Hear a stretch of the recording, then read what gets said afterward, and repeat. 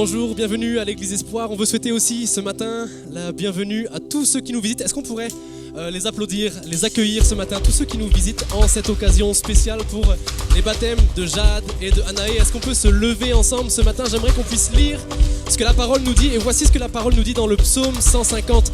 Louez l'Éternel, louez Dieu dans son sanctuaire, louez-le dans l'étendue où éclate sa puissance, louez-le pour ses hauts faits, louez-le selon l'immensité de sa grandeur, louez-le au son de la trompette, du luth, du tambourin. Que tout ce qui respire loue l'Éternel. Je le répète avec vous, que tout ce qui respire loue l'Éternel, louez l'Éternel. On y va ensemble? On frappe dans les mains ensemble? Hey! Que tout ce qui respire loue l'Éternel ce matin. Je louerai sur les monts et du fond des vallées. Quand je suis confiant ou quand sombre ma foi, je louerai dans la crainte, dans l'insécurité. Ma louange est un fleuve qui emporte l'ennemi. Et tant que je vivrai, tout en moi chantera béni l'Éternel, oh mon âme. Béni l'Éternel, oh mon âme. Je louerai peu importe ce que dicte mon âme. Je louerai car je sais que tu restes au contrôle. Ma louange est une arme, plus qu'un simple chant. Ma louange est le cri qui détruit Jéricho.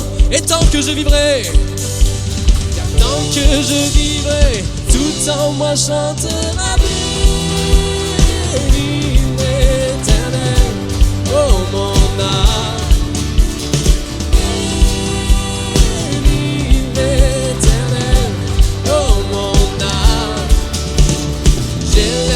Ma voix, mon Dieu est vivant, rien n'arrêtera ma louange. Béni l'Éternel, oh mon âme. Hey. Allez, on frappe dans les mains ensemble ce matin dans la joie et on va accueillir sous vos regards et votre accueil les baptisés de ce matin. Est-ce qu'on peut les accueillir chaleureusement?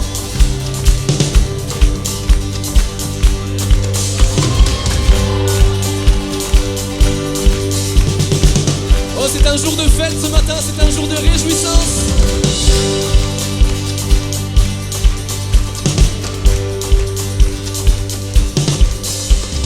Ton autorité, ta majesté, pour ta victoire, oh Dieu, je te louerai. Pour ta fidélité, ta sainteté, pour ta puissance, oh Dieu, je te louerai. Pour ton autorité, ta majesté, hey! Pour ta victoire, oh Dieu, je te louerai. Pour ta fidélité, ta sainteté, pour ta puissance, oh Dieu, je te louerai. Béni l'Éternel, oh mon âme. Béni l'Éternel, oh mon âme. Béni l'Éternel, oh mon âme. Béni l'Éternel, oh mon âme. J'élève ma voix, mon Dieu est vivant, rien n'arrête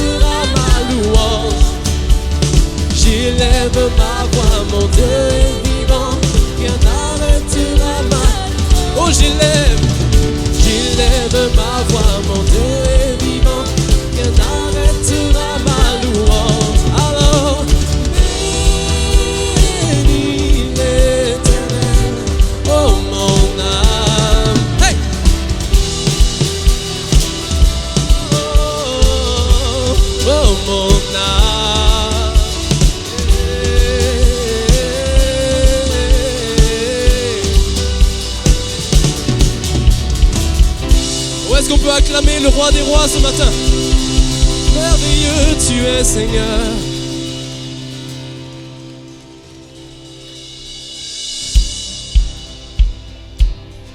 On veut chanter ce chant aussi tous ensemble ce matin avec les baptisés qui s'engagent aujourd'hui, Anaë, Jade, dans la joie, quand le soleil m'inonde, dans chaque situation, dans le doute, même quand ma paix semble fondre. On veut le dire ensemble, dites-le avec moi.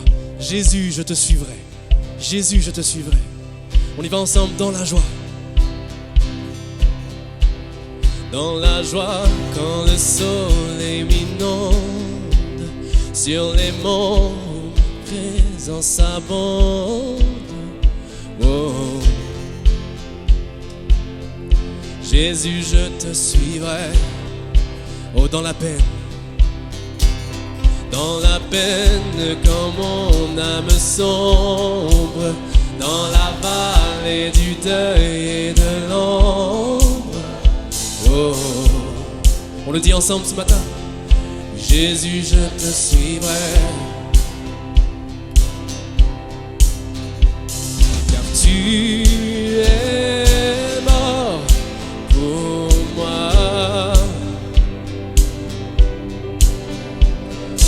Je vivrai pour toi. On le déclare, tu t'es offert. Tu t'es offert sans rien garder. Tu as souffert pour me sauver. Jésus, je te suivrai. Je t'aimerai. Je t'aimerai plus que la vie. Je servirai malgré le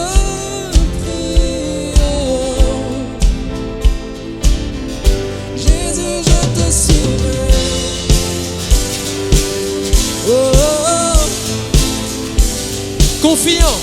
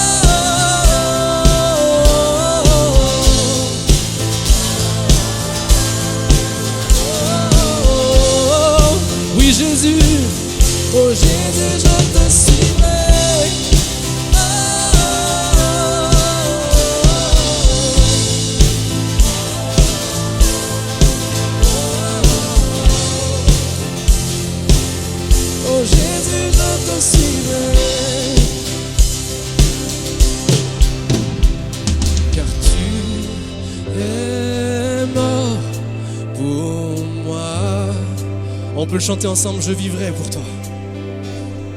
Je vivrai pour toi. Car tu es mort. Car tu es mort pour moi. Je vivrai pour toi. Tu t'es offert sans rien garder. Tu as souffert pour me sauver. Jésus, je te suivrai. Oh, je t'aimerai jusque-là.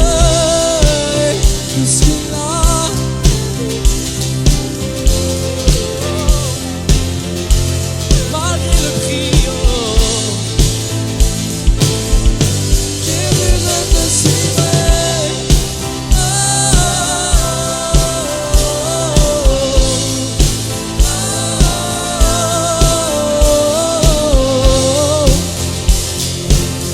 Oui, Jésus, je te suivrai.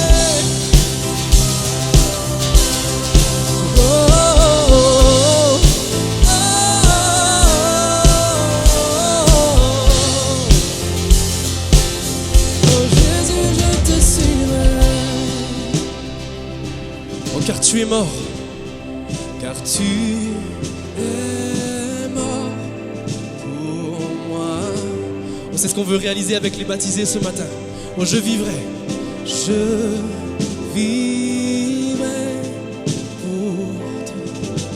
Oui, merci pour la croix, Jésus. Car tu es mort pour moi. Oh. Je vivrai pour toi.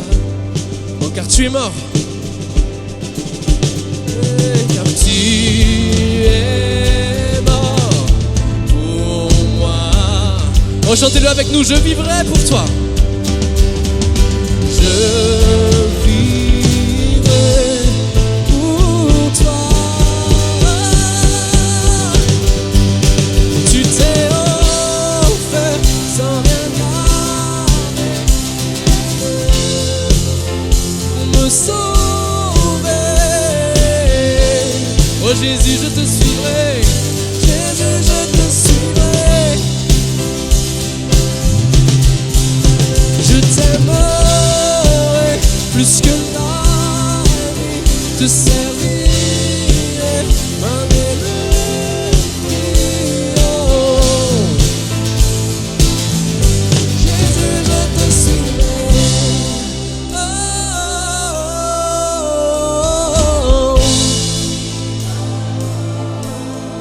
oh, oh. Oui, Jésus, je te suivrai. Oh,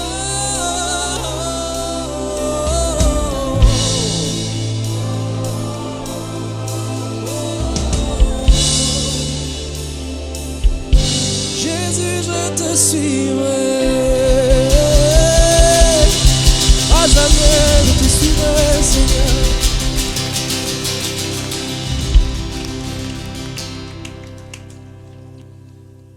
Bonjour à tous.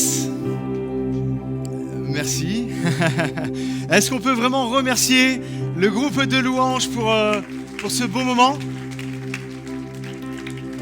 Oui, on veut chanter, on veut célébrer avec les baptisés, avec Jade, avec Anaé, et on veut le déclarer avec elle, parce que même si c'est leur jour de baptême à toutes les deux, mais nous aussi, tous, en tant que chrétiens, nous voulons chanter tous ensemble, Jésus, je te suivrai. Je te suivrai chaque jour de ma vie. Elles vont le déclarer aujourd'hui. Nous l'avons peut-être déclaré l'année dernière, il y a 2 ans, il y a 50 ans, peut-être même pour certains ici. Mais encore aujourd'hui, nous voulons le dire, Jésus, nous voulons te suivre. Amen, vous êtes d'accord avec ça? Donc vraiment, bienvenue à tous, bienvenue à toute la famille et les amis des baptisés. Nous sommes heureux de vous avoir avec nous à l'Église Espoir. Je suis le pasteur Mercioni et comme on dit souvent pour les baptêmes et pour encourager un peu aussi toute l'Église que nous sommes, l'Église existe. Elle a un but, elle a un sens pour voir des jours comme aujourd'hui, où des personnes déclarent, s'engagent, disent « Jésus, je veux te suivre de tout mon cœur ». Pas par tradition, pas par toutes sortes de choses, mais où il y a une décision personnelle qui est venue. Alors, juste avant d'aller plus loin, j'aimerais tout simplement faire un petit laïus sur ce qu'est le baptême biblique, le baptême selon la Bible. Nous sommes une église protestante évangélique, donc nous sommes basés vraiment sur ce que dit la Bible par rapport au baptême. Et pourquoi le baptême d'eau? Pourquoi le besoin de se faire baptiser dans l'eau? Eh bien, à cause du message ultime de Jésus. S'il a pu laisser dans l'évangile de Jean au chapitre 28, « Allez, faites de toutes les nations des disciples, les baptisant au nom du Père, du Fils et du Saint-Esprit, et enseignez-leur à observer tout ce que je vous ai prescrit, et voici, je suis avec vous tous les jours jusqu'à la fin du monde. » Voilà pourquoi nous baptisons, c'est parce que nous avons répondu à l'appel de Jésus. Alors le baptême n'est pas quelque chose d'optionnel, mais c'est un commandement de Jésus. Et aujourd'hui, c'est ce que Jade et Anaé vont faire. Et il est noté aussi, enseignez-leur à observer tout ce que je vous ai prescrit. Et pendant des mois, elles ont pu suivre tout un parcours avec Willy, le batteur qui était derrière là. Et vraiment à observer les commandements, à observer la parole de Dieu. Il n'y a pas d'équivoque, quelque chose de clair, c'est fondamental. On voit l'apôtre Pierre, le jour de la Pentecôte, alors qu'ils ont le cœur vivement touché, eh bien ils auraient pu sauter la partie baptême et gagner peut-être encore plus de gens, mais pour lui c'était tellement fondamental. Repentez-vous. Ça veut dire quoi la repentance? C'est changer de mentalité, demander pardon à Dieu pour vos péchés et changer en fait de paradigme. Et dans la pensée biblique, ça fait un ensemble, c'est quelque chose que tu ne peux pas mettre de côté. Tu changes de mentalité, tu changes de paradigme dans ta vie, tu acceptes Jésus et tu te fais en fait baptiser. Le baptême ne sauve pas. Tellement de personnes croient, je me fais baptiser pour être sauvé ou baptise des enfants pour être sauvés. Non, le baptême ne sauve pas, mais il témoigne que tu es sauvé. Il témoigne que c'est marqué au fond de ton cœur. J'appartiens en fait à Jésus. Le baptême aussi illustre que tu n'es plus submergé par le péché et par la mort, mais que tu as émergé, comme quand elles vont ressortir de l'eau, à une vie nouvelle en Jésus. Combien l'ont vécu ici? Ah, j'ai cru qu'il y allait toute l'église, moi, qui allait lever la main. Merci de ne pas me laisser seul. Et à chaque fois que vous voyez le mot baptême, en fait, dans la Bible, c'est toujours le même mot. C'est un mot grec, parce que le Nouveau Testament a été écrit en grec, et c'est le mot baptizo qui veut dire submerger, plonger entièrement, en fait, dans l'eau. Et l'appel chrétien, c'est que tu es en fait submergé, tu meurs à ta vie passée, c'est un symbole, hein, c'est très symbolique en fait ce que nous faisons. Et lorsque tu sors en fait de l'eau, tu rentres dans une nouveauté de vie, où tu dis, j'appartiens plus au monde des ténèbres. Parce que qu'on le veuille ou non, si on n'appartient pas à Jésus, on appartient au monde, on appartient à toutes les choses mauvaises. Et lorsque nous ressortons en fait de cette eau, c'est j'appartiens plus à ces choses-là. Maintenant, j'appartiens en fait à Jésus. Et tu es imprégné à ce moment-là de la nature divine. Tu es non seulement pardonné de tes péchés, mais tu as une puissance de devenir ce que tu n'étais pas auparavant. C'est-à-dire un enfant de Dieu. La Bible, le baptême biblique aussi, est fait pour des personnes, selon ce que dit la Bible, hein, pour des personnes assez vieilles pour comprendre ce qu'elles font. En fait, on ne dit pas ça pour être méprisant ou créer de la polémique, mais c'est tellement important que vous sachiez pourquoi nous ne croyons pas au baptême en fait, des enfants, des bébés qui ne comprennent pas en fait, ce qui arrive. Déjà, premièrement, nous ne trouvons pas vraiment de versets bibliques qui en parlent clairement. Au contraire, nous voyons l'apôtre Paul en fait, qui dit... pas l'apôtre Paul, l'apôtre Pierre dans ses épîtres qui dit que le baptême est un engagement de bonne conscience envers Dieu. Et c'est totalement logique que si tu as conscience de faire quelque chose, c'est que tu es assez grand pour le faire. Mais si tu n'as pas la conscience qu'on fait quelque chose et que tu ne comprends pas ce qui est en train d'être fait, c'est-à-dire que tu n'as pas la conscience. Donc c'est pour ça, c'est tellement important pour nous d'être vraiment biblique. Par contre, rien n'empêche, comme dit la Bible, et on le voit, les parents de Jésus, lorsque Jésus est né, eh bien, ils l'apportent pour le présenter au Seigneur à l'Église. Et c'est ce que la Bible nous montre. Aussi, le baptême n'est pas le couronnement de la vie chrétienne, c'est le départ. C'est pas le couronnement de la vie chrétienne. Beaucoup de gens, des moments, veulent se baptiser en disant « c'est bon, maintenant je suis baptisé, j'ai tout compris » et tout ça.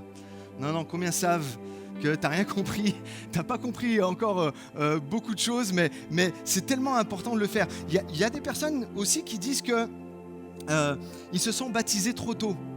Mais je n'avais pas tout compris quand je me suis fait baptiser et tout ça. J'ai déjà entendu ça. Mais la réalité, c'est que quand tu as conscience que Jésus a touché ton cœur et que tu veux vivre pour lui, que tu t'es repenti, que tu as confessé de ta bouche que Jésus était ton Seigneur, tu n'as pas besoin de comprendre toute la Bible dans sa globalité et de comprendre toutes les doctrines. Déjà, à ce moment-là, en fait, tu peux prendre ton baptême. C'est pour ça que le baptême n'est pas le couronnement de la vie chrétienne, mais c'est le départ. C'est ton point de départ où tu dis maintenant, je vais cheminer avec Jésus et je vais laisser son esprit m'enseigner. Le baptême aussi n'est pas un acte de sanctification, mais le baptême est un acte d'identification à qui ? À Jésus. Un acte d'identification à Christ. Quand tu prends le baptême de Jésus, Jésus déclare, et que tu le déclares, tu déclares en qui tu crois, de qui tu es et quel enseignement tu suis. Mais ce qui est beau et tellement bien illustré, c'est lorsqu'un baptême est fait, c'est littéralement dire et croire que Jésus est mort pour nous, comme on vient de le chanter, qu'il a été enseveli, mais qu'ensuite il a été ressuscité. C'est un peu la symbolique qui se passe aussi lorsque nous prenons notre baptême. Je meurs à travers la repentance, à travers la reconnaissance de mon péché. Je reçois le Seigneur. Je meurs à ma vieille nature pécheresse pour commencer une nouvelle vie avec Jésus. C'est ça que signifie en fait le baptême. C'est toutes ces choses-là. Alors, maintenant que j'ai expliqué vraiment en quelques mots, ça prendrait vraiment plusieurs enseignements pour parler du baptême, mais je suis obligé de faire court. J'aimerais maintenant inviter les personnes intéressées pour qu'elles nous témoignent pourquoi je prends mon baptême. Qu'est-ce qui s'est passé dans ma vie? Quel a été en fait le déclic de tout cela? Et pour ce premier témoignage, je vais inviter Jade à venir me rejoindre. Est-ce qu'on peut l'encourager, s'il vous plaît?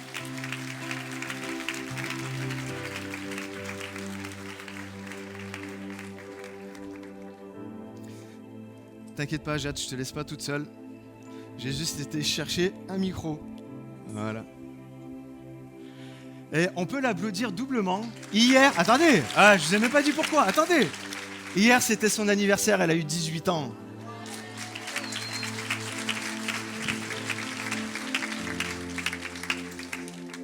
Ok, super. Alors, c'est vrai que ça fait un peu près. Hein. Non, mais toi, bouge pas, je vais m'éloigner un peu. Ça va, tout le monde nous voit un peu. On va essayer de regarder un peu tout le monde et tout ça. Jade, en fait, tu as un parcours super inspirant. Lorsqu'on parle tu m'as envoyé ton témoignage et tout ça. Mais avant qu'on rentre dans le vif du sujet, si tu devais décrire ton aventure avec Dieu en un seul mot, ça serait quoi? Fidélité. La fidélité. Ok. La fidélité, ça parle. Hein? Dieu est fidèle et fidèle pour chacun d'entre nous. Ok. On va mettre un peu en lumière ton cheminement, ton parcours en fait de foi. Tu as grandi dans une famille chrétienne. Tes parents sont là. Ils sont beaux. Hein, ils sont beaux. Et tu as grandi dans une famille chrétienne. Mais qu'est-ce que tu dirais, en fait, quand est-ce que ta foi, elle est devenue plus personnelle pour toi? Tu as grandi avec, on va dire, la bonne moralité, on va dire, de la Bible, de ta famille chrétienne. Mais y a-t-il un moment précis où tu as ressenti que Dieu était vraiment là pour toi? Du coup, moi, c'est avant d'arriver ici à l'église Espoir, j'étais dans une autre église plus petite où il n'y avait pas beaucoup de jeunes. Du coup, ma foi, je croyais en Dieu, mais ma foi, elle n'était pas assez bien construite. Et du coup, il y a 1 an et demi, quand je suis arrivée ici, j'ai découvert la jeunesse, le groupe de jeunesse. C'est vraiment là que j'ai appris à développer ma foi toute seule. Ok. Juste si on peut baisser un peu la musique, ce serait génial. t'as jamais douté de ta foi, même dans les moments compliqués, c'est vraiment impressionnant. On le voit de toute petite jusqu'à maintenant. Mais comment faisais-tu pour vraiment pour garder en fait cette confiance en Dieu? Même quand des moments, je le sais, on en a parlé ensemble, tu te sentais pas à ta place. Je suis une fille, je vis un peu dans le déni tout le temps.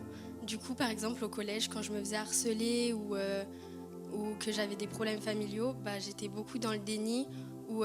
Du coup, j'étais pas, pour moi, ça allait pas impacter ma foi. Du coup, je priais pour plus que j'ai ces problèmes. Mais si j'avais pas eu Léna, par exemple, au collège pour me défendre, je sais pas si je serais encore là. Ok. C'est toujours bon d'avoir un grand frère, une grande sœur dans son entourage.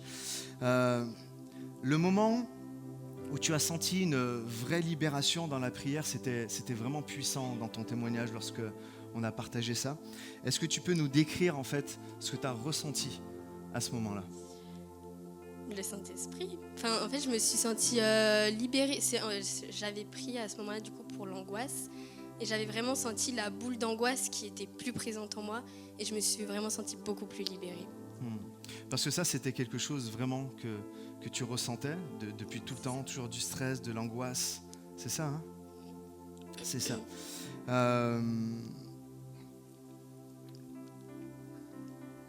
Beaucoup de personnes en fait vivent avec des angoisses, du stress. C'est pour ça que moi, généralement, au moins 1 à 2 fois par an, je prêche des messages comme ça, que Dieu est celui qui donne la paix et celui qui veut nous faire marcher dans la liberté et dans la paix et dans la joie. Et beaucoup donc de personnes vivent des angoisses et pensent comme toi avant que ça déplaît à Dieu. Oui. On est là et qu'est-ce que tu aimerais leur dire en fait aujourd'hui? Juste peut-être un peu plus de tourner vers les gens aussi. On va terminer comme ça après. Que c'est pas vrai, que rien déplaît à Dieu si ça n'a pas un impact sur notre foi. Les angoisses, c'est pas quelque chose qui va déplaire à Dieu. Au contraire, moi, c'est quelque chose qui m'a rapproché de Dieu puisque j'étais là, je priais tous les jours. Vraiment, c'est quelque chose finalement qui m'a plus aidée. D'accord. Donc, t'es passé de la peur de ne pas être aussi prête pour le baptême avec une certitude totale. C'est ce que beaucoup de jeunes et même beaucoup de personnes peut-être nouvellement arrivées à l'église, et c'est ce que je partageais tout à l'heure dans le laïus, je suis pas assez prêt, je suis pas assez bien, et si tu te poses toujours ces questions, je fais une petite aparté, tu prendras jamais ton baptême parce que tu seras jamais parfait. Donc c'est pour ça que c'est important de parler, et puis on va le voir aussi dans quelques instants, mais quel conseil en fait tu donnerais à quelqu'un qui hésite de franchir ce pas? Peut-être il y a des jeunes ou même des moins jeunes qui sont là, qui suivent à l'église et qui se disent ça. Qu'est-ce que tu leur dirais? La prière. Faut vraiment prier et demander à Dieu de l'aide, parce que moi c'est comme ça du coup que ça a marché, c'est vraiment en demandant de l'aide à Dieu, en parlant avec d'autres jeunes qui ont été baptisés,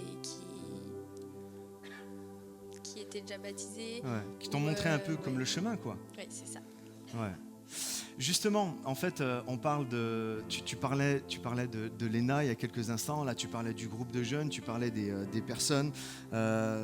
Léna, mais on peut parler aussi de Dany et Clarisse, qui sont les responsables de jeunesse. Tu parles de plusieurs personnes qui ont eu un impact énorme dans ton cheminement. À quel point c'est important pour toi d'être bien entouré? C'est important parce que c'est un peu comme des exemples, ce genre de personnes. Si moi, j'avais pas eu Léna qui développait sa foi ou d'autres personnes pour me montrer comment on développe notre foi, je serais pas là encore aujourd'hui. Et c'est d'autant plus important parce que quand je suis pas bien, si j'ai un problème, je sais que je peux aller voir Dany et Clarisse pour leur parler ou plein d'autres gens. C'est ça en fait que tu exprimais aussi, et ça va être un peu le cas aussi dans le témoignage de... Aujourd'hui, il n'y a plus des téléphones, c'est des enceintes carrément qu'on a. Allez, on perd pas le fil. Si, justement, je l'ai perdu. Ah, c'est terrible. Mais bon, c'est pas grave. Donc, l'important d'être entouré. Et justement, on parlait de Dany et Clarisse, qui sont les responsables de jeunesse, et ils ont organisé un week-end de jeunesse il y a quelques temps en arrière. Et tu me disais que ça a vraiment été un tournant pour toi. tout à l'heure, tu as commencé à exprimer, j'ai senti le Saint-Esprit. Qu'est-ce qui s'est passé exactement? De base, je voulais pas y aller. J'avais pas envie d'y aller parce que vu que je suis très angoissée, j'aime pas faire ce genre de week-end. Sauf que je savais que j'en avais besoin spirituellement. Du coup, j'y suis allée sans conviction et sans attendre quelque chose de la part de Jésus. Mais j'avais quand même ce petit truc qui me disait peut-être que c'est là que j'aurais la réponse du baptême. Et du coup, le deuxième soir, Dany nous a fait un message sur le Saint-Esprit. Et j'ai vraiment ressenti le Saint-Esprit ce jour-là. Et le lendemain, j'ai témoigné. Si on peut aller plus loin, parce que peut-être ça peut être vague, ce que tu es en train de dire. Qu'est-ce que tu as vécu à ce moment-là? Parce que tout à l'heure, on parlait de stress, on parlait d'angoisse, on parlait de peur, de choses qui pourraient arriver et tout ça. Qu'est-ce qui s'est passé à ce moment-là? Juste, je me suis sentie libérée. Et après, je ne savais pas vraiment ce que j'avais ressenti. Du coup, j'ai parlé avec Dany, qui m'a expliqué que juste c'était le Saint-Esprit. Ouais. En fait, tu parlais de libération. On peut parler aujourd'hui de délivrance. Parce que, en fait, c'est exactement ce que Jésus est venu faire quand il vient sur terre. Son énoncé de mission, c'est qu'il renvoie libres les opprimés. Il est là pour apporter la délivrance à ceux qui sont captifs. Et à ce moment-là, ça a vraiment été un point fort pour toi. Et certainement que, parce que moi, ce sont des choses aussi que j'ai vécues, ça va te suivre toute ta vie. On finit par une dernière question. Aujourd'hui, tu dis que on partageait ensemble que tu disais que les épreuves ne disparaissent pas. Il y a toujours des montagnes à gravir, il y a toujours des géants qui peuvent se dresser sur notre route. Mais c'est quoi la plus grande leçon que tu peux tirer de tout ça pour vraiment encourager tous ceux qui t'écoutent là? Moi, au début, quand on parlait de baptême, pour moi, c'était après le baptême, j'allais être libérée, j'allais plus rien avoir. Mais pas du tout, c'est juste qu'on vit avec la certitude qu'on a Dieu avec nous. Et voilà, après, je suis toujours angoissée sur certaines choses, mais je sais que avant, j'avais tendance à esquiver ce qui m'angoissait, et maintenant, plus du tout. Maintenant, tu peux affronter. Exactement. Amen. Merci beaucoup, Jade. Adam ? Juste avant que tu laisses la place à ta sœur, dans quelques instants, donc, tu vas passer par les eaux du baptême. On va te baptiser au nom du Père, du Fils et du Saint-Esprit, comme on l'a lu tout à l'heure dans l'évangile de Matthieu, à la fin de le tout dernier chapitre et les tout derniers versets. Est-ce que tu veux déclarer maintenant publiquement devant tout le monde que Jésus-Christ est ton Sauveur et ton Seigneur personnel? Oui. Et que tu t'engages à le suivre toute ta vie? Oui. Amen. Alors, dans quelques instants, on va te baptiser pour cela, sur ta confession de foi. On peut l'applaudir bien fort? Et on accueille Anaïs, s'il vous plaît.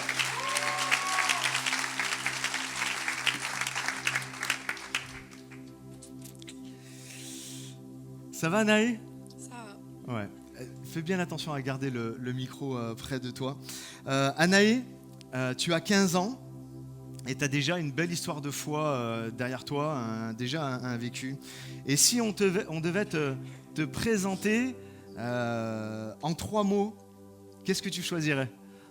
En 3 mots, je dirais passionnée, persévérante et transformée. Amen.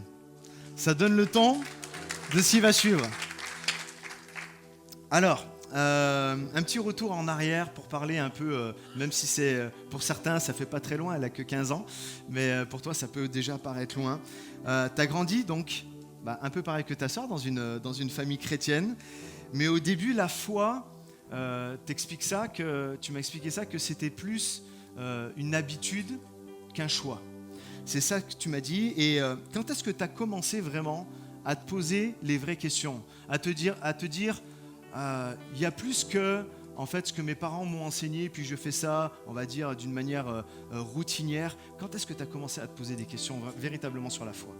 J'ai commencé à me poser des questions quand j'ai commencé à vivre des choses plus difficiles dans ma vie, que j'étais un peu perdue, que je me retrouvais seule et que je ne savais pas où aller. Ouais. Ok. Tu m'expliquais que tu allais dans des camps chrétiens et que ça te boostait. t'étais là et on l'a tous vécu, hein, tous les ados, les jeunes qui ont vécu dans des camps, qui ont fait des camps chrétiens. On est là, puis pendant 1-2 semaines, on est impacté par la présence de Dieu parce que tous les jours, il y a des temps spirituels, mais que lorsque tu revenais à la maison, eh bien, t'avais comme tout ça qui disparaissait. Qu'est-ce qui te manquait le plus, en fait, pour garder la flamme? Ce qui me manquait le plus, c'était un entourage chrétien. Des gens qui m'entouraient au quotidien en parlant de Dieu, qui pouvaient témoigner, qui pouvaient prier avec moi. Ouais. En fait, t'exprimes que c'est à l'âge de 9 ans qu'il y a eu un grand bouleversement dans ta vie, que tu vas nous expliquer. Et comment tu as vécu ce passage et qu'est-ce qui t'a le plus marqué en fait dans cette période? Donc, à 9 ans, on a changé d'église suite à des problèmes familiaux. Et ça a complètement changé parce que j'ai perdu tous mes repères. J'avais plus... Enfin, c'était plus pareil. Et donc... Là, tu as commencé un peu à réfléchir. J'ai commencé à réfléchir, j'étais perdue. J'avais plus envie d'aller à l'église. Même si c'était une église qui... Enfin, tout était à peu près pareil, c'était vraiment différent parce que les circonstances, elles étaient différentes. Ouais. Donc il y avait ce contexte-là. Tu me parlais aussi qu'il y avait un contexte de... Attends que je ne me trompe pas dans mes notes. Tu parles de la danse, c'est ça, conservatoire, mais de danse, d'une ambiance qui était vraiment exigeante. Et est-ce que dans ces moments de pression, tu as ressenti Dieu d'une manière en fait particulière, ou au contraire, en fait à ce moment-là, c'était vraiment un manque de repères et même Dieu en fait te paraissait loin? Dans ces moments-là, Dieu me paraissait vraiment loin. J'avais l'impression qu'il n'était pas là, qu'il n'y avait plus rien. Mais aujourd'hui, je me suis rendu compte qu'en fait, il était vraiment là et qu'il sera toujours là. Donc avec le recul, tu te rends compte que même dans ces moments difficiles, et que même toi, tu étais là d'une manière un peu... qu'est-ce qui m'arrive et tout ça, mais avec le recul, tu t'aperçois. C'est fascinant parce que beaucoup de personnes peuvent témoigner de ça. La vie sans Dieu, et même après la vie avec Jésus, mais on s'aperçoit que même dans la vie où Dieu, on semblait qu'on n'était pas avec lui, en fait la réalité, c'est que lui était avec nous. Et que ça puisse être vraiment un encouragement pour quelqu'un. Il y a eu un déclic. Ta sœur, Léna, aussi, t'es à l'honneur, hein, la grande sœur. Léna a eu un rôle clé dans vraiment ton parcours de foi. Et qu'est-ce qui t'a donné vraiment envie de vraiment t'engager, en fait? Et je sais que c'est quand Léna a choisi de venir à l'église. Elle cherchait une église, elle est venue. Je crois même, je ne sais pas si c'est toi ou ta sœur qui l'exprimait, mais elle se disait, moi je vais me trouver mon église, je vais être bien et tout ça. Et je ne vais pas le dire à mes parents et à mes sœurs, juste pour moi là. Et puis d'un coup, elle s'est dit, allez, je vais tous les emporter. Qu'est-ce qui s'est passé en fait à ce moment-là? Donc au début, je voulais venir dans l'église parce que ça faisait quelques moments qu'on cherchait une nouvelle église. Donc je suis venue plus par curiosité. Et donc on est venu le soir de la... Je sais pas comment ça s'appelle. L'inauguration. Ouais. Et vraiment ce jour-là, j'ai vraiment senti quelque chose de différent que les autres églises. C'était vraiment, j'ai senti Dieu qui était là. T'as senti comme un déclic qui s'est passé dans ton cœur et un sentiment de vouloir reconnecter en fait avec Dieu. Et c'est ce qui s'est passé. Qu'est-ce que tu pourrais dire de ce moment-là et qu'est-ce qui s'est passé vraiment? J'ai vraiment ressenti la paix. C'était vraiment différent. J'avais jamais ressenti ça avant. Je croyais vraiment pas que je pouvais ressentir quelque chose. Pour moi, ça arrivait aux autres, mais pas à moi. Mais pas à toi. Ouais. Et voilà. Ok.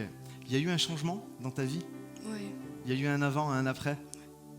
Ta sœur, elle pouvait parler d'angoisse, de stress, de peur, et que maintenant, elle en a plus ou pratiquement plus, mais même lorsqu'elle en a, elle sait que Jésus, en fait, est avec elle. Est-ce que toi aussi, tu as senti vraiment un changement en toi? Oui.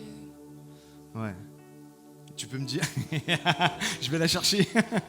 Est-ce que tu juste en une phrase peut-être ou Je dirais que j'ai ressenti une paix profonde et une foi vivante qui ne dépendait pas seulement des circonstances, mais vraiment d'une vraie relation avec Dieu. Ah voilà, c'est ça dont on avait parlé que je voulais t'entendre dire.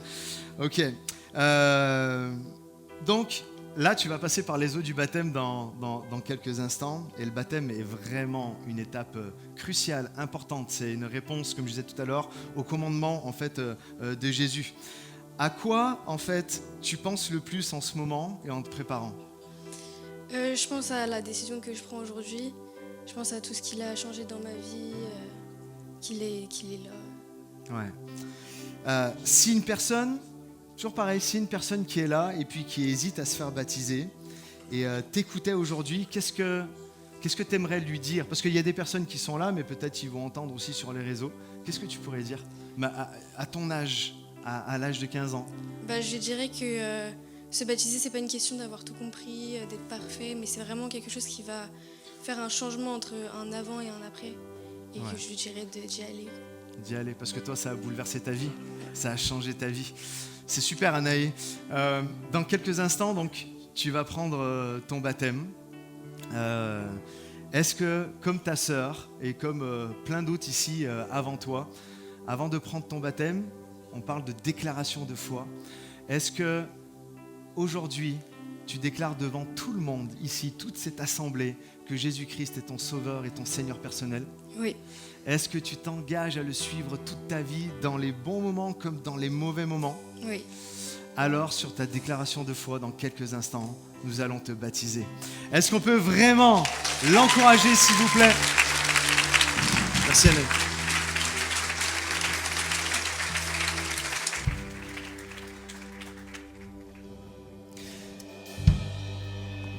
Je vais inviter le groupe de louanges à revenir, mais je vais inviter Willy, donc, que vous avez vu tout à l'heure à la batterie, mais qui est aussi le responsable du cursus, du parcours de foi que nous avons et qui a suivi Jade et Anaé. Et nous avons aussi Clarisse, qui est la responsable de jeunesse. Et c'était important pour toutes les deux qu'ils soient là. Alors, Jade, on va commencer par toi. Vas-y, viens, je t'invite à venir. On peut l'encourager, s'il vous plaît ?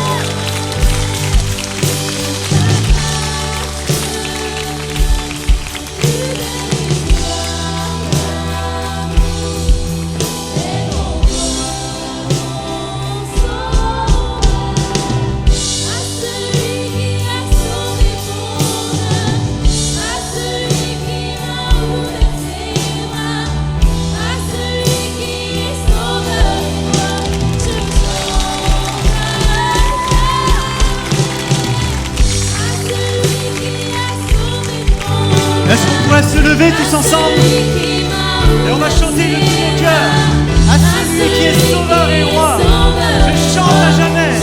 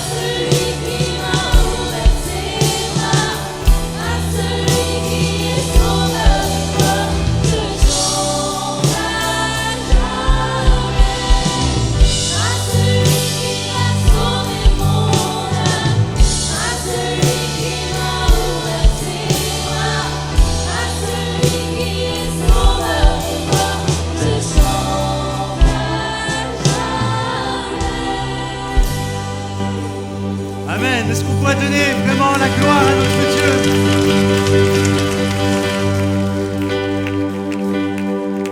Amen. Amen. Je vous invite à reprendre place pendant quelques instants. J'aimerais tout simplement partager un message en m'appuyant et garder toujours, lorsque je vais partager ce message, gardez toujours en tête ce que vous venez d'entendre, le témoignage et de tout ce que Dieu est capable de faire dans une vie, dans des jeunes filles de 15 ou 18 ans. Est-ce que vous avez déjà remarqué comme tous ici, à certains moments, il y en a plus que d'autres, et moi par exemple c'est plus, mais on peut être tête en l'air. Non? Je suis le seul ou quoi? Tous ici, à des moments, on est vraiment des têtes en l'air. On cherche, par exemple, avant je portais des lunettes, je me suis fait opérer, mais avant, par exemple, je cherchais mes lunettes, et devinez quoi? Elles étaient sur moi. C'est même pas que j'étais sur la tête, elles étaient posées là, devant mes yeux. Il y en a qui c'est déjà arrivé? Merci, je me sens un peu moins seul. On cherche les lunettes, on est là, on fouille de partout, elles sont sur nous. Aujourd'hui, ça arrive beaucoup avec le téléphone. Hein. Là, on cherche le téléphone. Moi, maintenant, j'ai remédié à ça. J'ai une montre et je clique sur ma montre et mon téléphone sonne. Mais vous ne savez pas comme ça a changé ma vie. Hein. C'est quelque chose vraiment d'incroyable, ça. On est là, on cherche. On cherche toujours, on s'inquiète, on a peur, on cherche qu'est-ce que j'ai fait ça, qu'est-ce que j'ai fait de ça et tout ça. Est-ce que vous vous souvenez de ce jeu cache-cache quand vous étiez enfant et que peut-être vous avez joué avec des personnes un peu plus adultes et vous vous êtes dit « je vais trouver cette cachette, elle est super ». Et les gens ont commencé à chercher et au bout d'un moment, vous étiez tellement bien caché que la personne a abandonné. Et vous êtes resté 10-15 minutes comme ça à attendre et personne en fait n'est venu. Il y en a qui ont déjà lâché des enfants comme ça? J'espère pas. Et parfois on est là et on cherche des choses et puis on peut se décourager à le faire. Et parfois ce n'est pas des objets qu'on perd, mais c'est juste la motivation. On peut perdre l'espoir ou même notre direction dans la vie. Et dans la Bible, Jésus raconte une histoire où c'est une brebis qui se perd. Et franchement, être comparé à une brebis, ça peut être un peu piquant. Hein. Et pourtant, Jésus nous compare en fait à des brebis. Et une brebis, ça peut suivre vraiment, littéralement, n'importe quoi. Ça s'égare sans même s'en rendre compte. On est là, elles sont là, machinalement, hop, elles partent et elles vont à droite et à gauche. Et surtout, une brebis, ce qui peut marquer qui elle est, c'est qu'elle ne sait pas revenir toute seule. Elle ne sait pas, une fois qu'elle est partie loin, qu'elle n'a plus les choses à portée de vue, elle s'égare et elle ne sait plus en fait où aller. Mais voici la bonne nouvelle. Dieu ne nous laisse pas dans notre perdition. Il est ce berger, en fait, qui vient nous chercher, qui nous soulève, qui nous prend dans ses bras quand on est épuisé. Il est ce berger qui est là et qui nous ramène, en fait, à la maison et qui se réjouit de notre retour. Il ne se contente pas d'attendre qu'on retrouve notre chemin. Non, c'est lui, en fait, qui vient à notre rencontre. Alors aujourd'hui, tu sois bien en place dans ta vie, ou même dans ta foi, ou que tu es un peu à la dérive, souviens-toi d'une chose, vraiment. Tu es précieusement et infiniment recherché par ton Dieu. Vraiment, que tout le monde puisse se le dire. Et le titre de mon message ce matin, c'est « Un amour », et comprenez, amour de Dieu, qui ne renonce jamais. On va lire ensemble dans Luc au chapitre 15, et justement qui explique un peu cette parabole. Vous savez, cette parabole s'inscrit dans 3 autres. Il nous est parlé de la brebis perdue, il nous est parlé de la drachme perdue, et il nous est parlé aussi du fils prodigue. Et tout ça forme vraiment un ensemble où Jésus a voulu révéler qui est Dieu et quel est le cœur du Père pour sa création. Et donc dans Luc 15, il est dit « Si l'un de vous a 100 brebis et qu'il en perd une, ne laisse-t-il pas les 99 autres dans le désert pour aller à la recherche de celle qui est perdue jusqu'à ce qu'il la retrouve?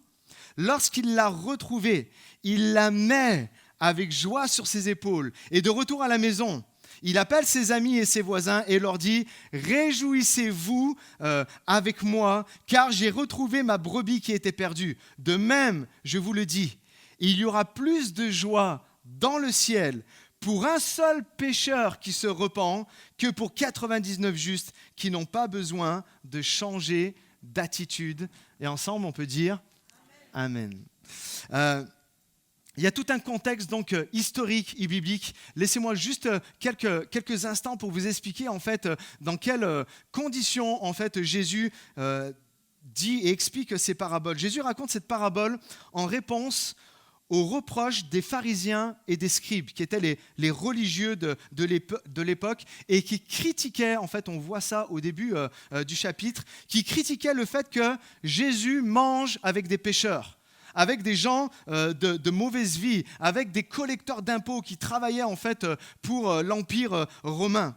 Et en fait, pour faire simple, ces gens-là, ils n'aimaient pas tout ce qui n'était pas eux et qui pensaient en fait comme eux. Et dans la culture juive de l'époque, les bergers en fait étaient souvent des gens qui étaient méprisés par les élites religieuses. Ils étaient considérés comme impurs, parce qu'ils étaient toujours dans les champs, en train de toucher en fait des animaux. Et pour les religieux, le moindre fait de toucher quelque chose, il fallait passer par la purification et tout ça. Et pourtant, Jésus, c'est ça qui est beau et qui est fort, il prend l'image de Dieu qui est un berger. Dieu qui est l'image du berger pour représenter Dieu lui-même en renversant littéralement toutes les attitudes religieuses des gens qui pouvaient être là et qui l'écoutaient. Alors, il y a aussi cette idée d'un berger qui cherche une brebis perdue. Et c'est vraiment une image aussi de l'Ancien Testament. On le voit dans le psaume 23, « L'Éternel est mon berger ». Donc il fait tout un parallèle avec qui est le bon berger. On voit dans Ézéchiel 34 aussi, il y a toute une image qui est portée symbolique que Dieu est le berger et qui veut qu'aucune de ses brebis en fait ne se perd. Et dans cette parabole, Jésus, il vient et il choque les religieux de l'époque.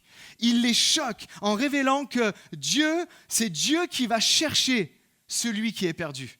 Que c'est Dieu qui vient, en la personne de Jésus, on le sait, vient chercher ceux qui sont perdus plutôt que de se contenter de ceux qui pensent ne pas avoir besoin de lui parce qu'ils savent tout. En fait, quand il parle des 99, c'est un peu ironique.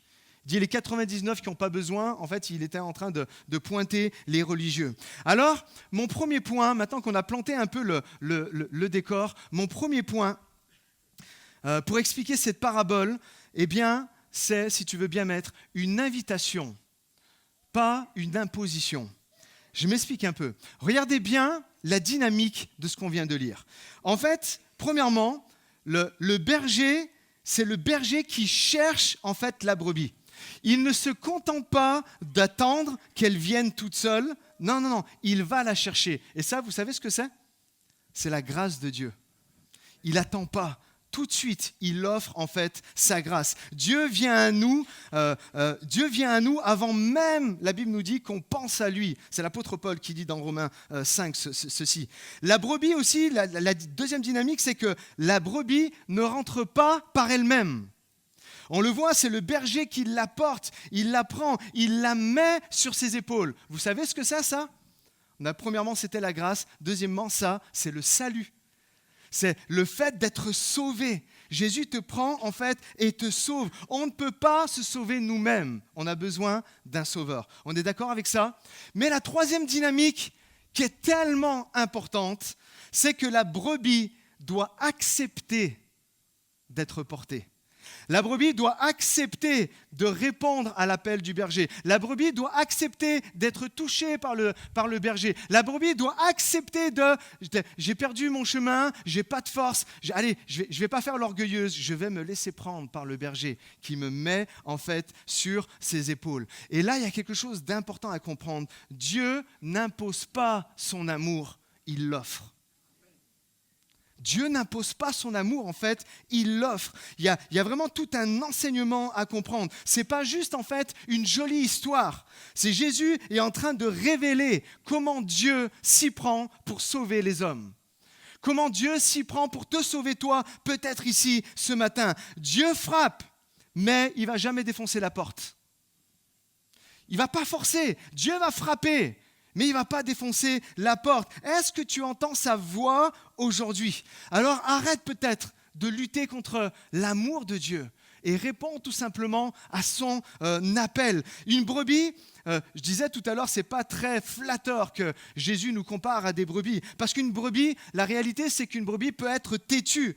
Elle peut vouloir en fait s'éloigner encore. Mais à un moment, elle doit réaliser, elle est perdue. Il y a un moment, on doit se faire une introspection dans notre vie, même que tu sois chrétien depuis longtemps ou peu de temps, ou que tu ne le sois pas d'ailleurs. Il y a un moment, il faut que tu réalises, tu es perdu. Il y a un moment, il faut que tu réalises, tu as essayé, mais tu n'as pas trouvé le chemin encore. Et il faut se l'avouer. Et la brebis doit réaliser qu'elle a besoin d'un bon berger. Et pour nous, qu'est-ce que ça veut dire? Tant qu'on ne reconnaît pas qu'on est perdu, on ne pourra pas être sauvé. Tant que tu ne reconnaîtras pas ton besoin de Dieu dans tel et tel domaine de ta vie, tu ne pourras pas être sauvé. C'est pour ça que c'est tellement important de répondre à l'appel du berger. Vous savez ce que c'est le plus grand obstacle du salut? C'est-à-dire le fait d'être sauvé? Allez, risquez-vous à une réponse. C'est l'orgueil. Plusieurs, vous vous êtes peut-être dit, c'est le péché, le péché, le péché. Non. Ce n'est pas le péché le plus grand obstacle, c'est l'orgueil de dire « j'ai pas besoin d'être sauvé ». C'est ça le plus grand obstacle en fait à ce que tu sois sauvé. Celui qui pense qu'il va bien n'ira jamais voir le médecin. Hein? Par exemple, Jésus dit dans Luc 5, verset 31, « Ce ne sont pas les bien portants qui ont besoin de médecins, mais les malades. Je ne suis pas venu appeler les justes, mais des pécheurs à la repentance. » Des pécheurs qui décident, je change de mentalité, je change de paradigme, je reconnais mon besoin comme Jade et Anaé, et ça crée un bouleversement dans ta vie qui fait qu'après, même s'il y a des montagnes, même s'il y a des gens qui se dressent devant toi, tu sais que Jésus il est avec toi. Et c'est tellement important. Et ce matin, il y a un appel à reconnaître notre besoin de Dieu. Le téléphone sonne ce matin, vous l'avez entendu, hein? Haut-parleur, téléphone haut-parleur. Le téléphone du ciel sonne en fait ce matin. Est-ce que tu vas faire comme beaucoup font aujourd'hui avec les téléphones? Est-ce que tu vas filtrer l'appel? Vous savez ce que c'est filtrer l'appel? C'est, tu vois, c'est mon père qui m'appelle. C'est mon ami qui m'appelle. Non. Ce matin, je t'invite, que tu sois chrétien ou pas, à ne pas filtrer l'appel de Dieu, mais à décrocher et à dire « Ok Jésus, je reconnais que j'ai besoin de toi. Tu n'as plus besoin de fuir. Rentre à la maison ce matin. » Dis-le à ton voisin, rentre à la maison. Allez, c'est bon, ça fait longtemps maintenant. Maintenant, il y a vraiment un appel à rentrer à la maison. Le verset 4 nous dit de ce qu'on a lu tout à l'heure, « Si l'un de vous a 100 brebis et qu'il en perd une, ne laisserait-il pas les 99 dans le désert pour aller après celle qui est perdue jusqu'à ce qu'il la retrouve ?» Il pose la question, en fait, Jésus. Laissez-moi vous dire, et c'est mon deuxième point, que mon Dieu est un Dieu qui ne renonce pas. Il ne renonce pas à toi. Il ne renonce pas, jamais. En fait, soyons honnêtes une seconde. Si on était rationnel, et qu'on entend ce message, d'accord? Imaginez, pour plusieurs, vous l'avez déjà entendu plein de fois, mais si on était rationnel, on se dirait j'en ai 99, j'en ai perdu une, ça va me coûter d'aller la chercher et tout, j'ai pas le temps, allez, je laisse tomber. Vraiment, si on était vraiment très rationnel, on se dirait ça. On se dirait non, je laisse cette brebis, c'est bon, allez, sur 100 j'en ai perdu une, ça va bien. Non, laissez-moi vous dire que Dieu n'a pas cette mentalité-là. C'est pas qui il est, c'est pas ce qui ressort. Et Jésus l'explique très bien. Dieu n'est pas dans les statistiques, Dieu est vraiment dans une relation entre lui, en fait, et toi. Dieu ne fonctionne pas avec des chiffres, il fonctionne avec des noms. Il connaît ton nom, il t'appelle par ton nom. Dans d'autres passages, il le dit, je t'appelle par ton nom. Ce n'est pas des statistiques, c'est toi qui es important. Dieu ne voit pas un groupe, il te voit toi. Peut-être tu dis, je suis un anonyme dans la foule, je vais passer à travers. Non. Le Seigneur, il sait très bien qui tu es et il va te poursuivre. Il ne va pas te lâcher. C'est ça, en fait, que nous enseigne cette parabole. Imagine-toi dans un grand magasin avec tes enfants. D'accord ? Ça nous est tous arrivé aussi. Tu es en train de faire des courses, tout va bien, jusqu'au moment où tu réalises que tu as perdu le petit dernier. Parce qu'il s'est laissé happer par le rayon des bonbons. Et il est là, le gamin, il perd et il part. Et puis d'un coup, tu réalises en fait que tu l'as perdu. Vous connaissez tous, c'est passé à Noël, ça passe tous les Noëls. Pasteur Jérémy est fan. Maman, j'ai raté l'avion. L'enfant qui a été abandonné par ses parents, d'accord ? Il est là. À ce moment-là, est-ce que tu vas te dire, bon, c'est bon, j'en ai 3-4 avant lui, c'est bon. Non. Là, ça va être un drame dans ta tête. Tu vas dire, mais c'est pas possible en fait que je perde mon enfant et que je le laisse. Tu vas lâcher ton caddie, tu vas fouiller dans les rayons parce qu'il mesure 1,10 m et tu vas pousser les boîtes de céréales, tu vas chercher de partout, tu vas même être capable d'aller voir la personne, vous savez, avec son micro. Les parents du petit, je sais pas, on reste sur Jérémy, les parents du petit Jérémy l'attendent ici. Non, tu serais même pas prêt à passer aux infos à la télé. Comprenez ? Et en fait, c'est exactement en fait ce que Dieu fait pour toi. Il ne va pas renoncer à te chercher. Il ne va pas renoncer en se disant j'en ai des milliards d'autres. Non, il va tout faire en fait pour te retrouver. Il ne reste pas assis sur son trône en mode on verra bien s'il revient. Non, ce n'est pas la mentalité de Dieu. Il ne t'attend pas les bras croisés, prêt à te dire enfin, tu es là. Non, ce n'est pas la mentalité de Dieu. Vous savez comment est mon Dieu ? Mon Dieu, il se lève, il se soucie de toi et il n'arrêtera pas tant qu'il ne t'aura pas trouvé. Combien peuvent dire amen à ça ? Il part à ta recherche. Et il y a tout un enseignement biblique ici qui est tellement important que, en fait, l'amour de Dieu est un amour qui poursuit.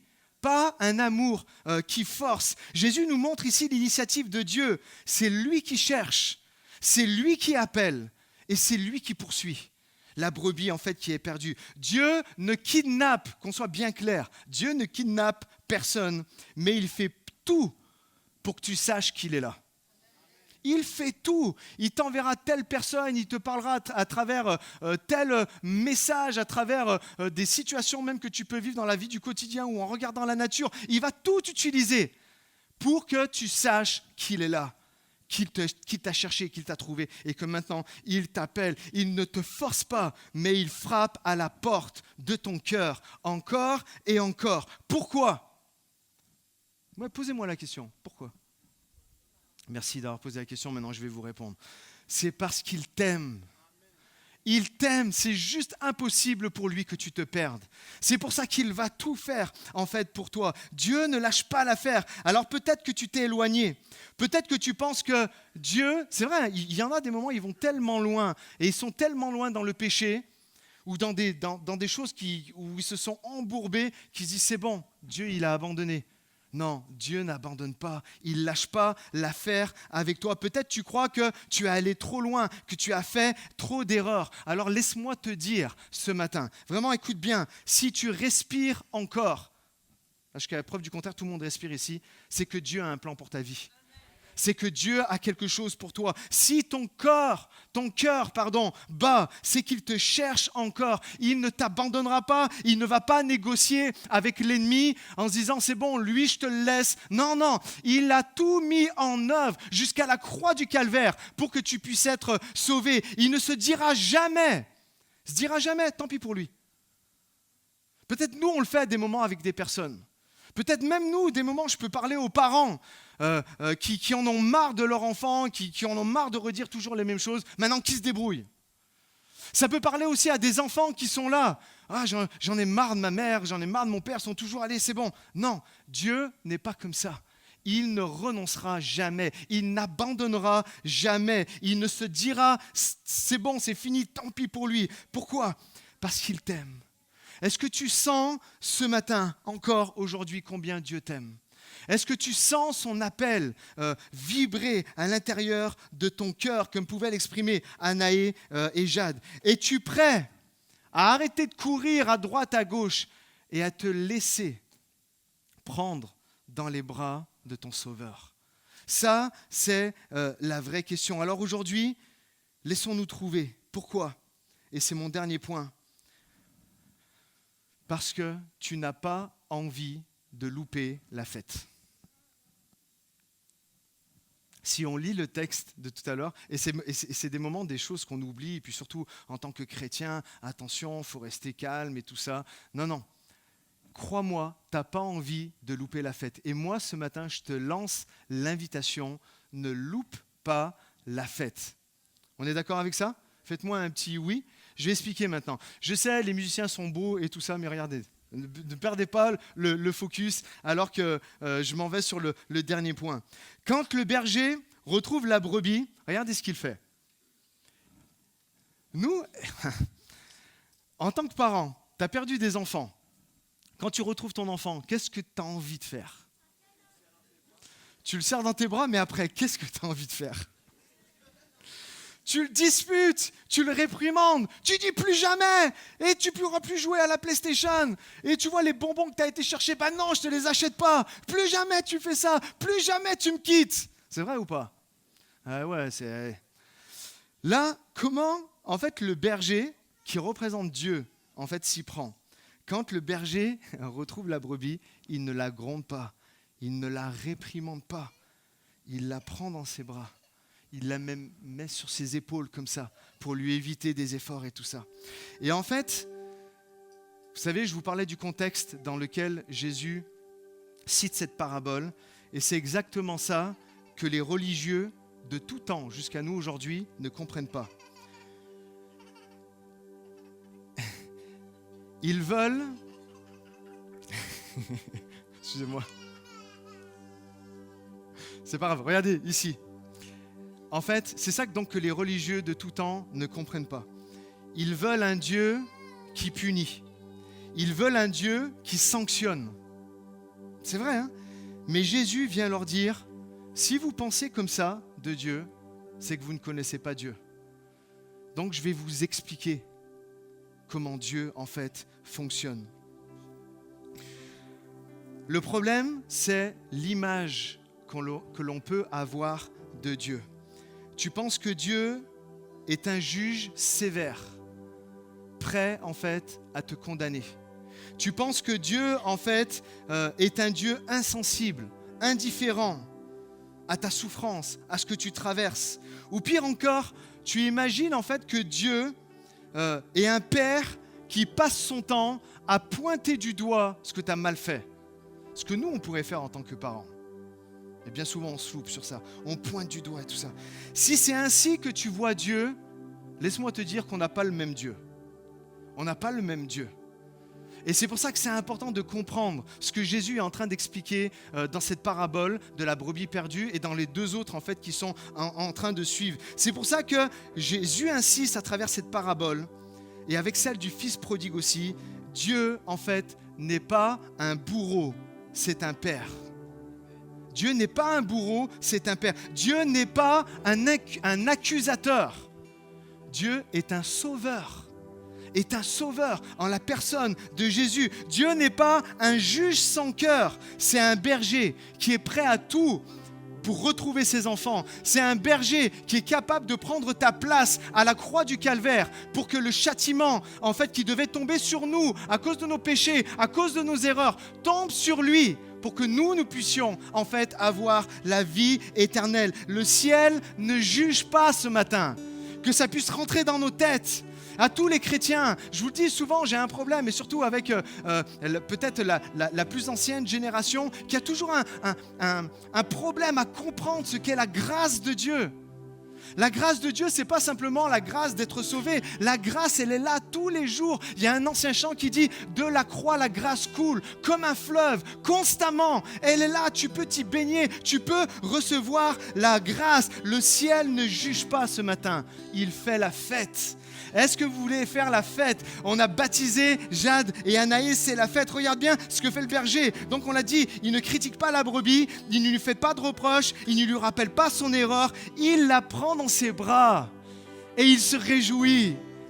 ce matin, d'aussi loin que tu peux être, ou que tu commences à réaliser où tu en es avec le Seigneur te dit, viens dans mes bras.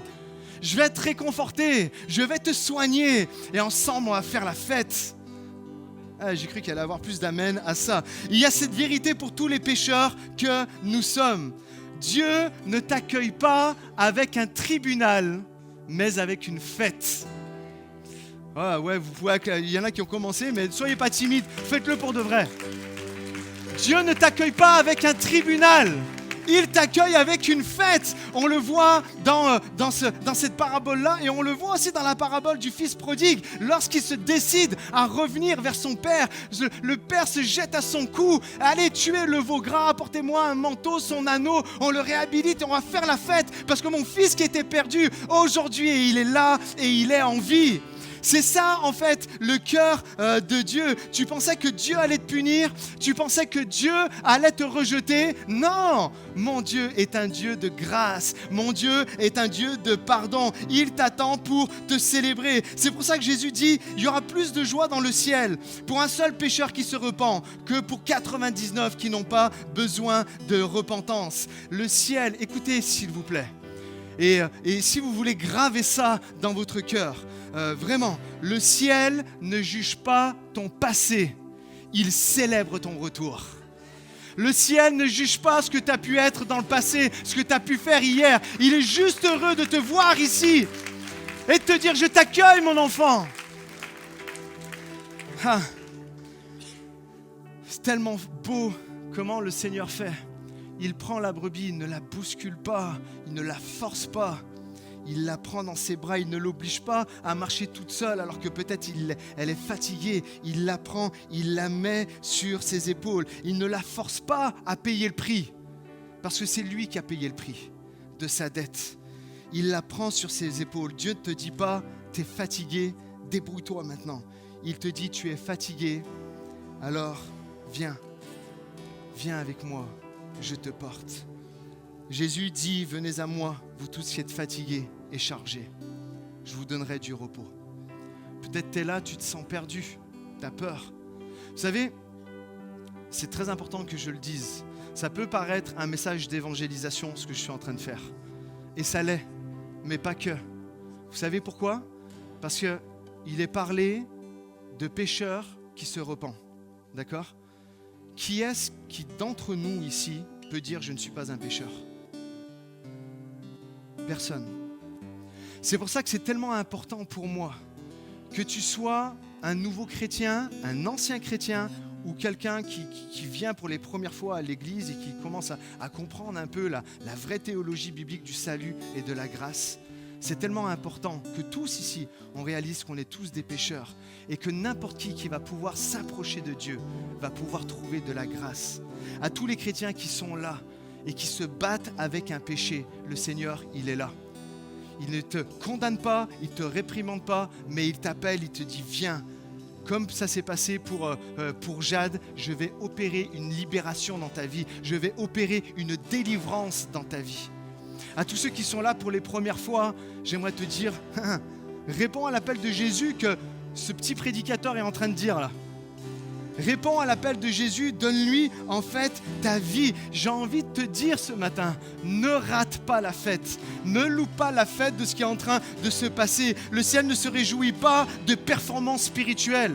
Le ciel ne se réjouit pas de si tu connais toute ta Bible sur le bout des doigts mais que tu ne pratiques pas ce qui est marqué dedans. Le ciel ne fait pas la fête pour les parfaits. Le ciel se lève quand un seul pécheur se lève et revient à Dieu. C'est ce qui fait littéralement lever les anges et applaudir comme vous le faites ce matin. C'est exactement ça. Ce n'est pas ta perfection qui fait vibrer le ciel. Ce n'est pas ton comportement irréprochable devant les hommes qui font que ça fait applaudir. Non, c'est ton retour, c'est ta repentance, c'est ta capacité, c'est ta volonté intentionnelle de dire « je veux changer de mentalité, je veux changer de pensée ». Ce qui fait lever le ciel, c'est un enfant de Dieu qui est là peut-être parmi nous et qui va dire « Père, me voici ». Père, je suis là. Tu m'appelles, mais regarde, je suis là et je veux me laisser toucher par toi. Alors viens ce matin. J'aimerais que on puisse prendre un moment de prière. On va chanter un chant. Ce chant s'appelle « Amour extravagant ».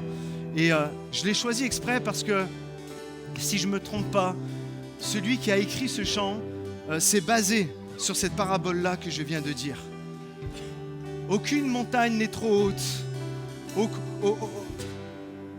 Aucune noirceur n'est trop noire dans ta vie pour que Dieu vienne y apporter ta lumière. Il va te chercher, il va te poursuivre. Moi, je me souviens, c'est ce qu'un des prédicateurs de mon propre baptême avait dit.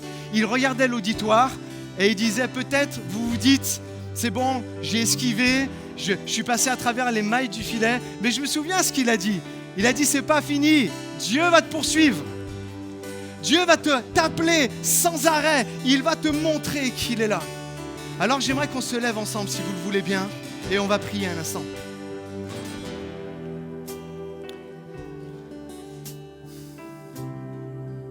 Seigneur, tu vois simplement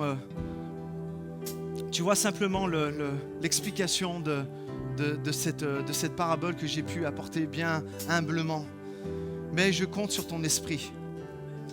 Comme Jade ou comme Anaé l'ont vécu, il y a un moment où elles ont senti ta présence et elles n'ont pas renoncé, elles n'ont pas esquivé, mais elles ont répondu à ton appel. Et je prie ce matin pour toutes les personnes ici, peut-être premièrement pour les personnes qui n'ont jamais été mis au contact de l'évangile, de la grâce, bien puissent répondre à ton appel. Je prie peut-être pour les chrétiens qui sont là et qui se sont embourbés dans toutes sortes de choses, de faux raisonnements ou de péchés, de vices cachés, de choses comme ça, où toi, Seigneur mon Dieu, inlassablement, tu appelles et tu rappelles à chacun, je suis là pour te délivrer. Je suis là pour te secourir. Je ne suis pas là pour te juger. Je ne suis pas là pour te condamner. Je suis là pour te sauver et t'apporter la guérison de ton cœur. Je prie que ce message fasse écho dans tous les cœurs ici ce matin. C'est vraiment ma prière. Amen. J'aimerais qu'on reste juste les têtes inclinées, les yeux fermés. Et j'aimerais faire un appel ce matin. J'aimerais faire deux appels très simples. Et à la fin de ces deux appels, si vous vous sentez concerné, alors que les mains, alors que les yeux sont fermés, les têtes sont baissées, c'est un moment important, c'est un moment solennel et c'est un moment personnel que tu as entre toi et Dieu. Eh bien, je te demanderais tout simplement de lever la main à la suite de ces appels. Mon premier appel est à tous ceux qui veulent répondre, comme pour la première fois à Dieu, en disant... Je n'ai peut-être pas tout compris encore, mais je sais une chose, c'est que je reconnais que j'ai besoin de Dieu. J'ai besoin de son amour, j'ai besoin de sa grâce, j'ai besoin de sa libération, de sa capacité à délivrer. J'ai besoin qu'il me prenne dans ses bras. Je veux démarrer quelque chose de nouveau. Je veux changer de mentalité et je veux revenir dans les bras de mon Père. Si tu as été interpellé par cet appel, je te demanderais de lever la main un peu plus tard. Déjà, demain se lève, mais tout à l'heure. Un deuxième appel, peut-être à tous les chrétiens ici. À tous les chrétiens qui se sentent loin à cause du péché. À tous ceux qui se sont perdus dans toutes sortes de choses, qui se sont embourbés. J'avais bien commencé avec le Seigneur, et même aujourd'hui, peut-être j'arrive quand même un peu à cheminer, mais je dois bien avouer que je me suis perdu dans plein de choses. Le Seigneur, avec grâce, te tend les mains, tend les bras et il te dit, reviens à moi. Je ne suis pas là pour te juger, je ne suis pas là pour te réprimander, je suis là pour te délivrer. Délivrer de ton péché, délivrer du stress, délivrer de l'angoisse, délivrer de ton addiction, de toutes ces choses qui t'avilissent et qui te font perdre le chemin. Je ne te réprimande pas, je suis juste simplement là pour te sauver et te délivrer. Que tu sois chrétien de longue date ou pas, le Seigneur veut fêter ton retour à la bergerie. Alors si vous avez été interpellé par ces deux appels, tout simplement, levez la main à votre place et j'aimerais prier pour vous. Amen, des mains se lèvent. Des mains se lèvent. Super, le Seigneur vous voit. Des mains se lèvent. Ne résistez pas à l'appel de Dieu. Il est là, il est présent. Il veut faire quelque chose de nouveau. Amen. Vous pouvez baisser vos mains après. J'aimerais prier et à la suite de ma prière, j'aimerais qu'on puisse vraiment chanter tous ensemble ce chant et qu'on puisse le déclarer tous ensemble. Seigneur mon Dieu, priez avec moi s'il vous plaît. Seigneur mon Dieu, je te prie pour toutes les personnes qui ont levé la main. Je te prie même pour les personnes qui n'ont pas osé lever la main. Mais toi, tu connais les cœurs, tu vois. Et je prie, Seigneur mon Dieu, déjà premièrement pour toutes les personnes qui désirent, Seigneur mon Dieu, te recevoir dans leur vie. Et qui disent aujourd'hui, je réponds à l'appel de Jésus. Je réponds à la grâce de Dieu. Et qui disent aujourd'hui, viens dans ma vie. Je veux me laisser porter dans tes bras, Jésus. Viens, qu'une nouvelle naissance s'opère dans ma vie. Comme ça s'est passé pour Jade et pour Anaé. Peut-être tu te dis, ces témoignages m'ont tellement touché. Alors je te prie pour ces personnes qui se disent ça, afin qu'aujourd'hui, tu opères le miracle de la nouvelle naissance dans leur vie. Et qu'ils voient, Seigneur mon Dieu, alors qu'ils ont répondu à ton appel, tout leur paradigme, leur système de pensée changer pour rentrer, Seigneur mon Dieu, dans les plans merveilleux que tu as prévus pour eux. À tous ceux qui t'acceptent, Seigneur mon Dieu, tu leur donnes le pouvoir, c'est ta parole qui le dit, de devenir enfants de Dieu. Amen. Je te prie maintenant pour toutes les personnes qui ont levé la main en disant, oui Seigneur mon Dieu, je t'ai donné ma vie, mais tu vois que je me suis laissé happer par telle et telle chose. Aujourd'hui, je suis embourbé dans mon péché et j'ai tellement honte. J'ai tellement honte que jusqu'à aujourd'hui, je n'ai pas été capable de t'appeler à l'aide. Bonne nouvelle, Seigneur mon Dieu, c'est toi qui nous appelles. C'est toi qui nous cherches. Nous avons juste à répondre à ton appel. Et je te prie pour toutes les personnes qui se disent, ok Jésus, je réponds à ton appel. Ok Jésus, j'avoue que j'ai besoin de toi. Et alors qu'ils font cette confession, Jésus, tu les prends dans tes bras et tu les réhabilites, tu les restaures, tu les guéris, tu les libères, tu les délivres, Seigneur mon Dieu. C'est ce que tu as fait pour cette brebis, c'est ce que tu as fait pour le fils prodigue, et c'est ce que tu fais aujourd'hui à toutes les personnes qui ont crié à toi et qui ont levé la main. À toi soit toute la gloire, Jésus. Oh Église Espoir, est-ce qu'on peut l'acclamer fort ce matin? Alléluia. Versant extravagant, infini de Dieu, sans finir, il me cherche, il me poursuit, amène à lui. Je suis indigne et sans mérite, mais pour moi tu t'es livré. Par l'amour en versant extravagant, infini de Dieu. Oh l'amour, merveilleux tu es, Seigneur, tant d'amour pour nous. On le chante ensemble, aucune ombre n'est trop sombre. L'ombre n'est trop sombre, non trop élevé pour que tu me cherches. Aucun mur ne peut résister, mensonge à tenir, sans fin tu me cherches. On le croit, on le déclare encore ce matin. Aucune L'ombre n'est trop sombre, non trop élevé pour que tu me cherches.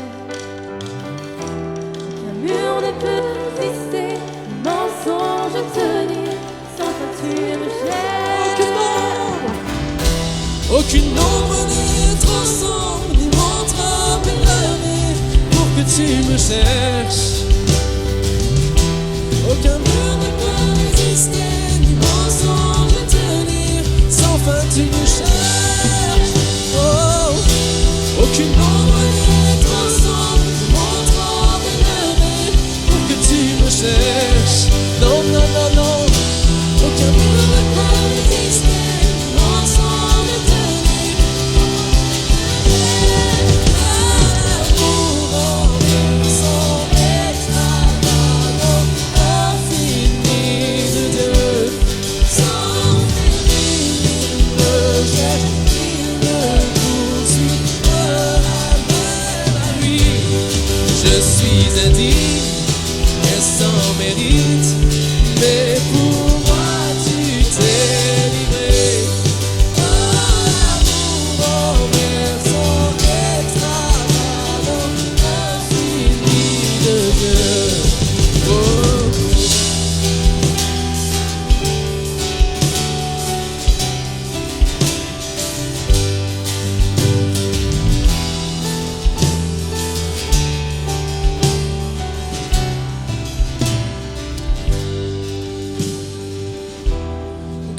ombre n'est trop sombre, ni mon trop élevé pour que tu me cherches. Aucun mur ne peut résister, ni mensonge tenir, sans fin tu me cherches. Aucune ombre n'est trop sombre, ni mon trop élevé pour que tu me cherches. Aucun mur ne peut résister, ni mensonge tenir, sans fin tu me cherches. Oh, une dernière fois, aucune ombre. Aucune ombre n'est trop sombre, ni mon trop élevé pour que tu me cherches. Et aucun mur ne peut résister, ni mensonge tenir, sans fin tu me cherches. Où est-ce qu'on pourrait acclamer ce Dieu qui nous attend chercher, ce Dieu qui nous aime, qui s'est donné pour nous.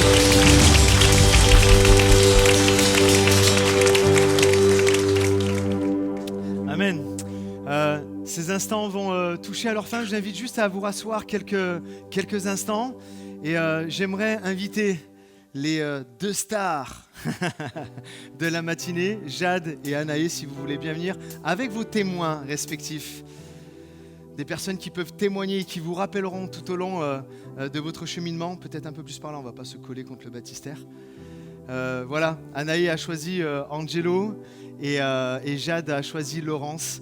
Et j'aimerais, si vous voulez bien, on puisse prier pour Jade et Anaïs. Et Angelo, est-ce que je peux te demander de prier pour toutes les deux et vraiment que toute l'Église se joigne à la prière d'Angelo pour bénir ces deux jeunes filles qui ont fait le meilleur choix dans leur vie de choisir Jésus-Christ. Amen, vous êtes d'accord avec ça? Prions avec Angelo, merci. Amen. Seigneur, nous te rendons grâce et nous te bénissons pour cette belle journée. Merci pour mes deux jeunes sœurs qui t'ont accepté comme Seigneur, comme Sauveur. C'est un nouveau départ pour elles, Seigneur. Tu vas garder leur départ, mais aussi leur arrivée. Permets que ces deux bien-aimés, tu puisses les garder, les protéger, au-dedans et au-dehors. Que toutes deux soient une bénédiction, premièrement pour leur maison, pour papa, pour maman, pour leurs sœurs, pour les oncles, les tantes, pour toute la famille. Seigneur, je te remercie pour cette famille qui t'appartient entièrement. Seigneur, c'est vrai qu'il est agréable, qu'il est doux pour des frères de demeurer ensemble. Merci aussi pour ta parole qui a été prononcée par ton serviteur. Merci pour toutes ces mains qui se sont levées. Ne permets pas que ce soit un feu de paille, mais bien au contraire, Seigneur, qu'ils puissent dire aujourd'hui, c'est un nouveau départ. Seigneur, tu es en moi, tu vis en moi. Comme disait l'apôtre Paul, ce n'est plus moi qui vis, mais c'est Christ qui vit en moi. Seigneur, tu bénis cet auditoire, tu bénis tous ces bien-aimés. Et que cette journée soit une journée de grâce, et de bénédiction et de joie et de bonheur. Je t'en remercie par avance, par le bon nom de Jésus-Christ. Amen. Amen. On applaudit bien fort Jade et Anaïs. Soyez vraiment bénis, encouragés. Merci à Laurence, merci à Angelo. Vous êtes les témoins maintenant, témoins privilégiés de leur engagement. Votre rôle maintenant, c'est de les accompagner aussi. Et il y a toute l'Église qui est là aussi pour vous. Soyez bénis. Merci beaucoup. Est-ce qu'on peut se lever ensemble pour terminer? On va reprendre ce chant que certains connaissaient, peut-être d'autres ne connaissaient pas, et qu'on a chanté au début, avec le psaume 150 qu'il introduisait. Que ce qui vit, que ce qui respire puisse adorer Dieu ce matin. On le chante ensemble. Allez, on termine avec ce chant, et on célèbre Dieu.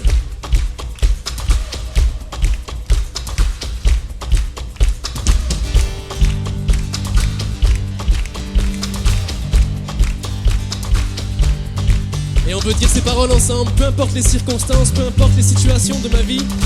Un peu comme les baptisés se sont engagés à le faire aujourd'hui. On veut célébrer Dieu, on veut l'adorer, le mettre au centre de nos vies et le louer.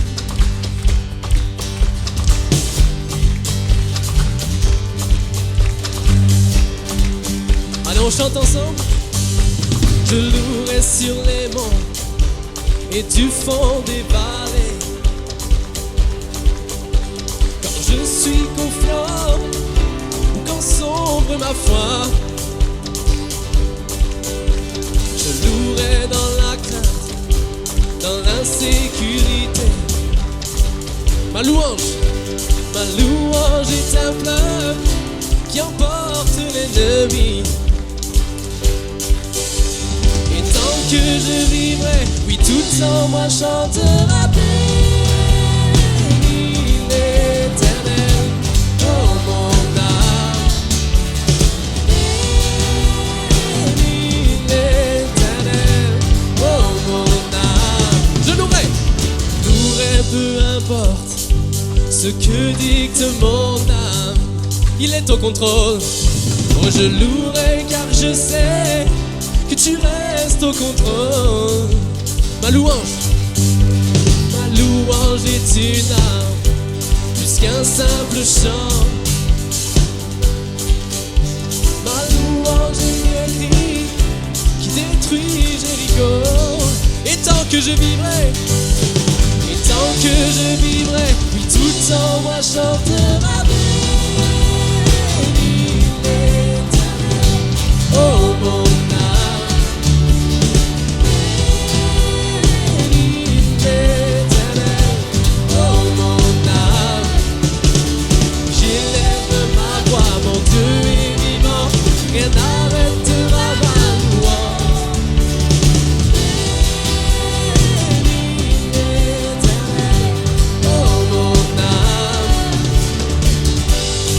Allez, on frappe dans les mains ensemble, c'est la dernière fois que je vous sollicite ce matin. S'il y a de la joie dans ce lieu, alors on veut vous entendre le chanter avec nous. Pour son autorité, sa majesté, pour sa puissance, on veut le louer ce matin.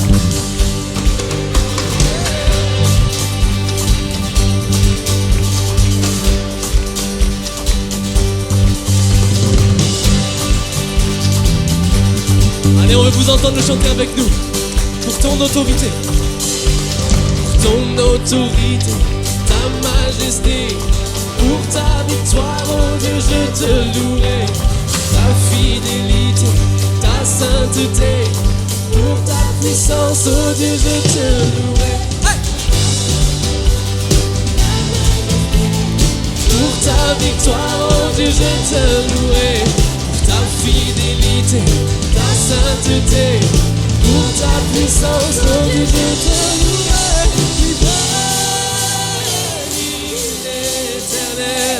Oh mon âme,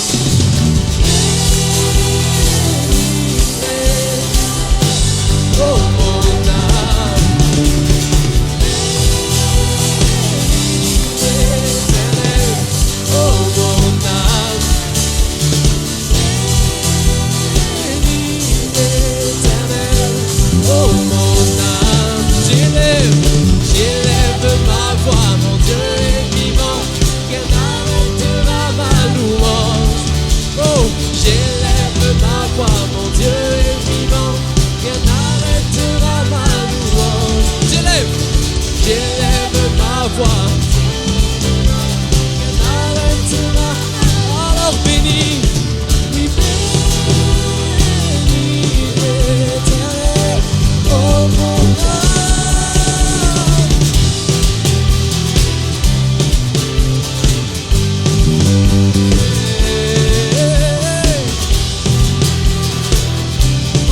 circonstances. Oh, oh, oh. Est-ce qu'on peut l'acclamer encore une fois? Merci, merci Seigneur, merci pour ta fidélité.